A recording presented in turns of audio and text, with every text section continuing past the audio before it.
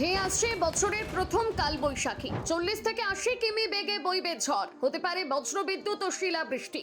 প্রভাব পড়বে বাংলার বেশ কিছু এলাকায়। হ্যাঁ, ঠিকই শুনছেন, আবহাওয়া দপ্তর জানিয়ে দিয়েছে আজ হয়তো বড় বৃষ্টি নেই, কিন্তু রবিবার থেকেই বদলে যেতে পারে পুরো আবহাওয়ার ছবি।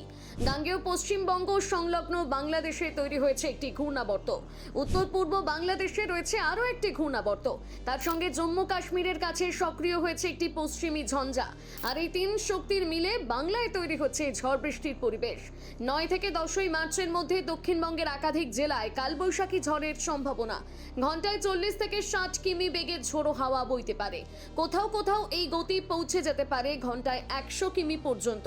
সঙ্গে থাকবে বজ্রবিদ্যুৎ, ভারী বৃষ্টি, এমনকি শিলাবৃষ্টি। বিশেষ সতর্কতা জারি হয়েছে বাঁকুড়া, বীরভূম, পুরুলিয়া, পূর্ব পশ্চিম বর্ধমান, মুর্শিদাবাদ, হুগলি এবং নদিয়া জেলায়। অন্যদিকে উত্তরবঙ্গে ঝড় বৃষ্টির সম্ভাবনা রয়েছে। দার্জিলিং, কালিম্পং, আলিপুরদুয়ার, কোচবিহার, জলপাইগুড়ি এই জেলাগুলোতে বজ্রবিদ্যুৎ সহ বৃষ্টি এবং শিলাবৃষ্টির আশঙ্কা রয়েছে। আবহাওয়া দপ্তরের রিপোর্ট অনুযায়ী রবিবার থেকে বুধবার পর্যন্ত ঝড় বৃষ্টির দাপটে হঠাৎ বদলে যেতে পারে বাংলার আবহাওয়া।